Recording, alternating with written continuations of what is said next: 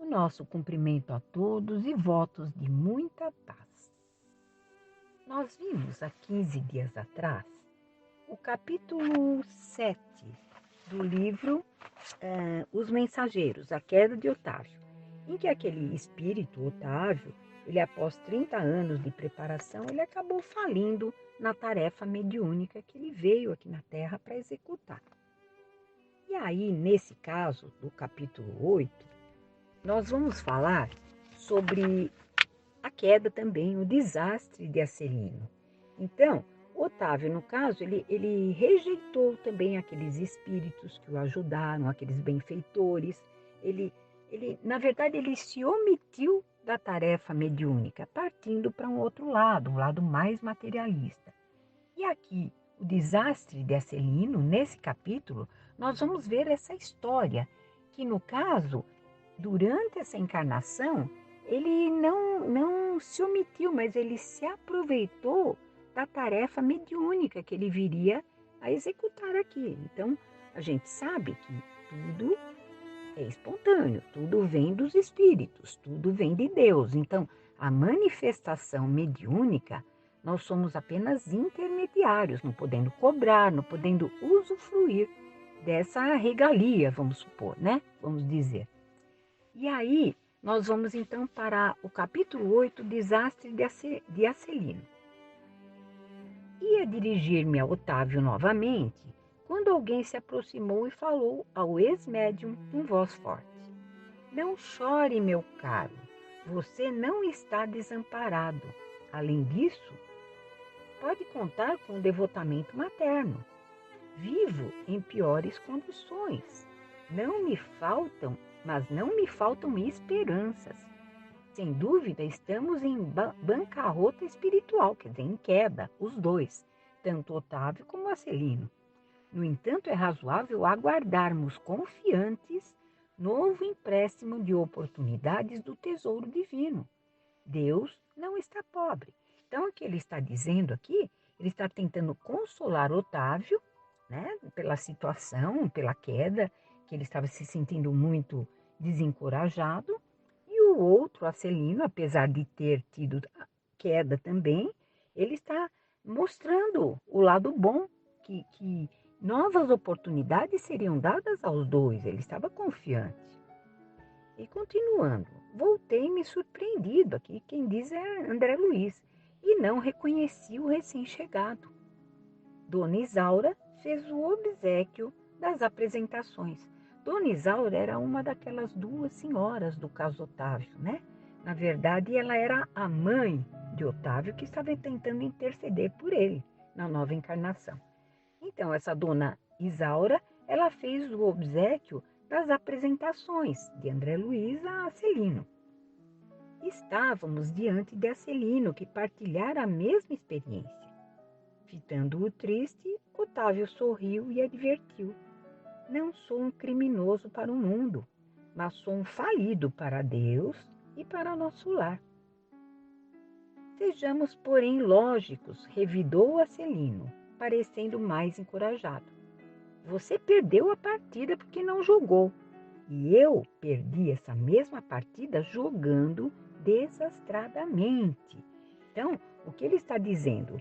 Que, no caso, o Otávio, ele acabou partindo para o lado da matéria, ele não se utilizou daquelas faculdades mediúnicas, ele escolheu um outro caminho.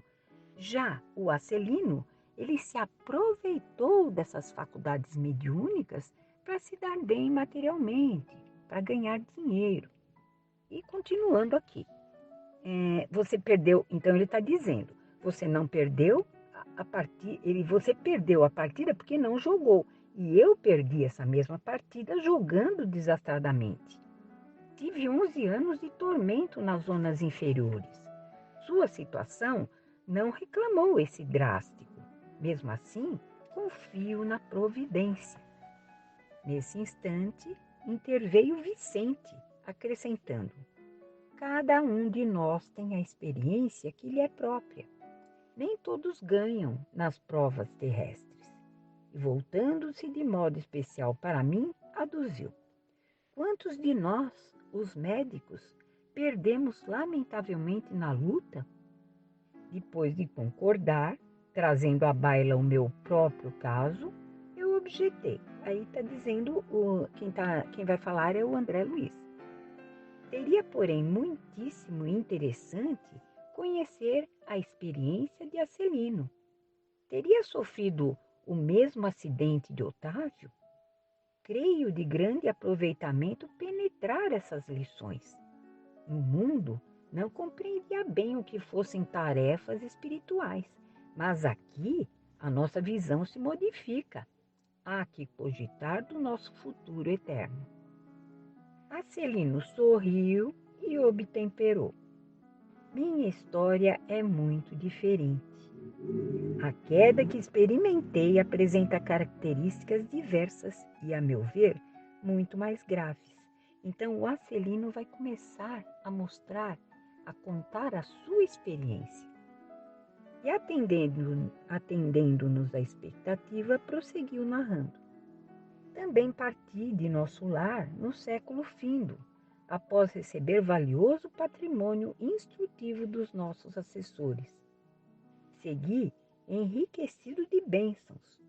Uma de nossas beneméritas ministras da comunicação presidiu em pessoa as medidas atinentes à minha nova tarefa.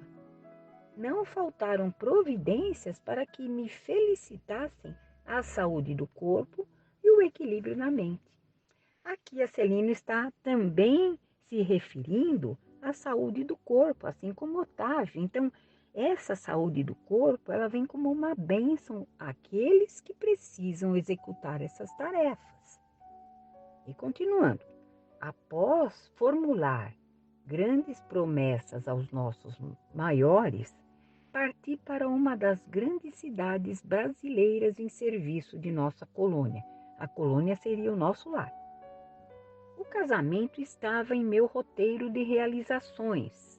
Ao contrário de Otávio, o Acelino ele teria que casar-se.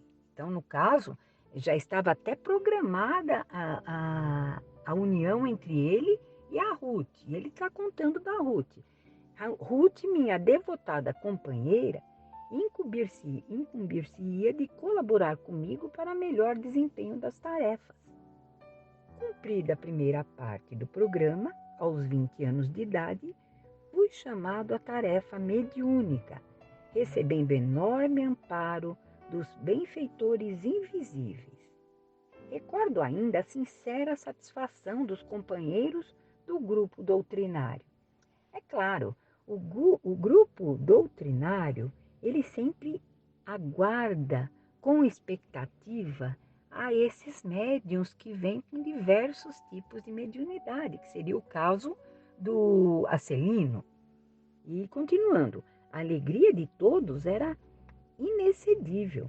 Entretanto, apesar das lições maravilhosas de amor evangélico, inclinei-me a transformar minhas faculdades em fonte de renda material.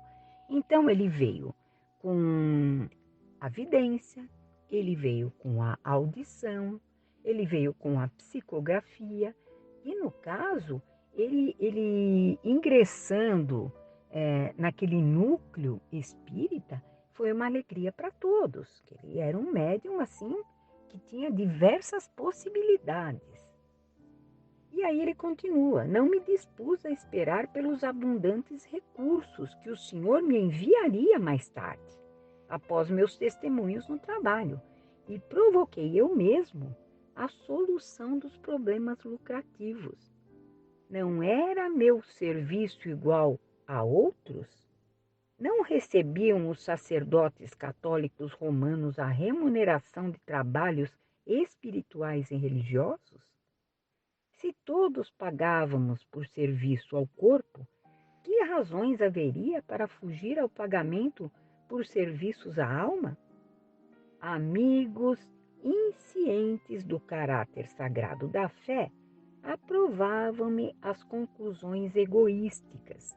Então, muitos apoiaram ele nessa fala, né? Puxa, será que eu não mereço receber por esse serviço que eu estou prestando à alma, né?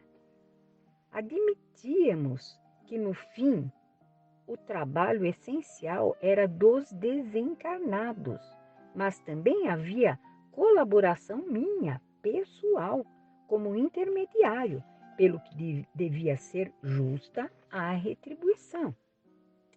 Em vão, movimentaram-se os amigos espirituais, aconselhando-me o melhor caminho.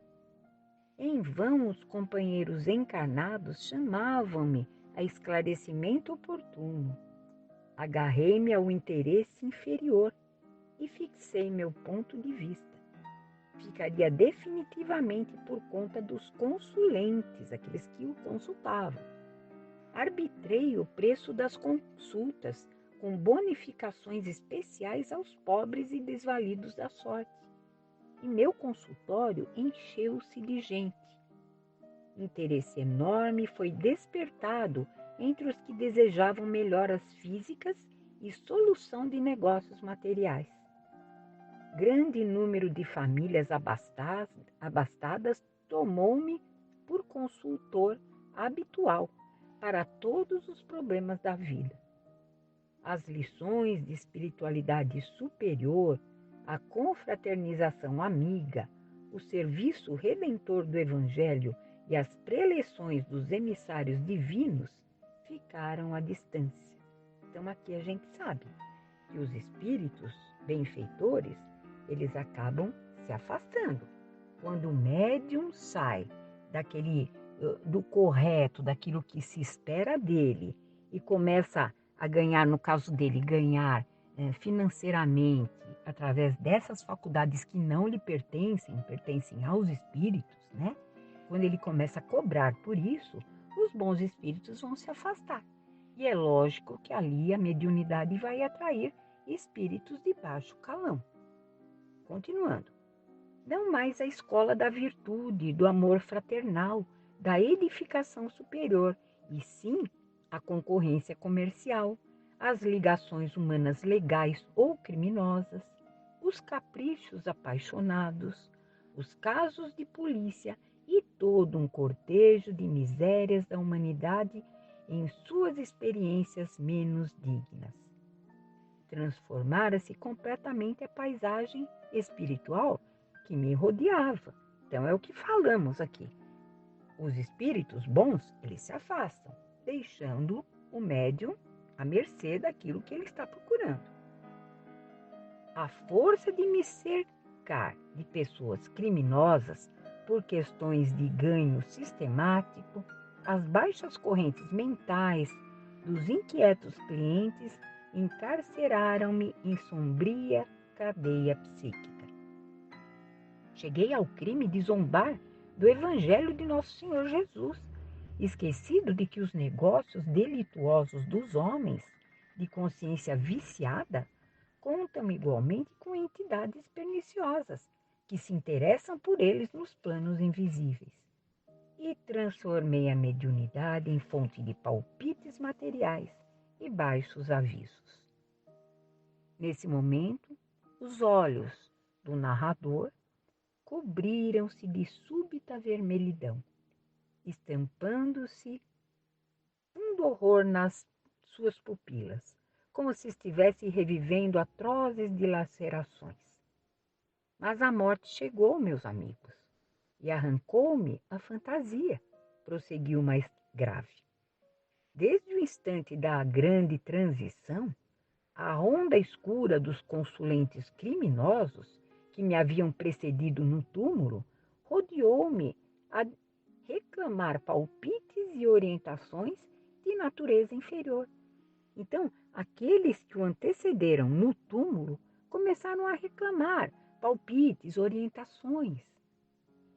Queriam notícias de cúmplices encarnados, de resultados comerciais, de soluções atinentes a ligações clandestinas.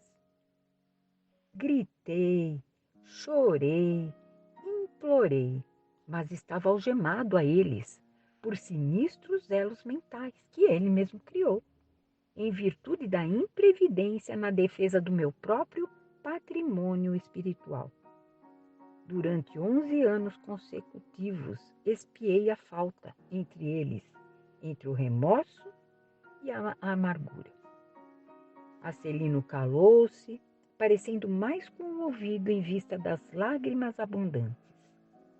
Fundamente sensibilizado, Vicente considerou: que é isso? Não se atormente assim. Você não cometeu assassínios, nem alimentou a intenção deliberada de espalhar o mal. A meu ver, você enganou-se também, como tantos de nós. Acelino, porém, enxugou o pranto e respondeu: não fui homicida, nem ladrão vulgar. Não mantive o propósito íntimo de ferir ninguém, nem desrespeitei lares alheios, mas indo aos círculos carnais para servir as criaturas de Deus, nossos irmãos, auxiliando-os no crescimento espiritual com Jesus, apenas fiz viciados da crença religiosa e delinquentes ocultos, mutilados da fé e aleijados do pensamento. Então aí chega a responsabilidade na nossa consciência. Quer dizer, ele acabou saindo daquele roteiro correto, seria o crescimento, trazer aquelas criaturas para Deus, e ele acabou fazendo apenas viciados na crença religiosa, delinquentes, né? Aqueles mutilados da fé, que não acreditavam em Deus, né? E aleijados do pensamento. Foi isso que ele conseguiu. Não tenho desculpas, porque estava esclarecido. Não tenho perdão, porque não me faltou assistência divina. E depois de longa pausa, concluiu gravemente: podem avaliar a extensão da minha culpa?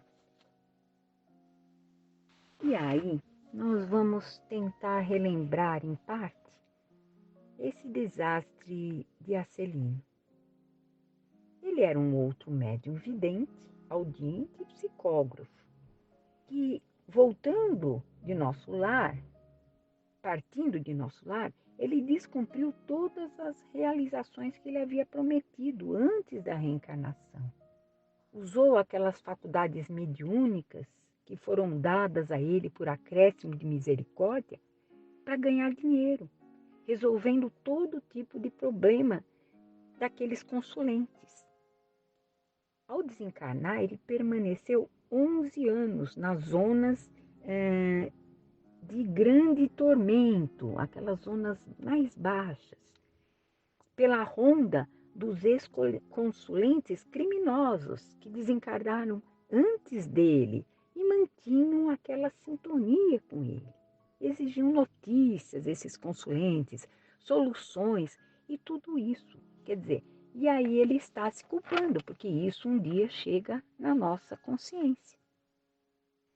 Bom, por hoje nós terminamos o estudo desse capítulo 8 do livro Os Mensageiros. E nós nos comprometemos a continuá-lo na sequência, né? Daqui a 15 dias. Uma boa semana a todos, fiquem com Deus e até lá.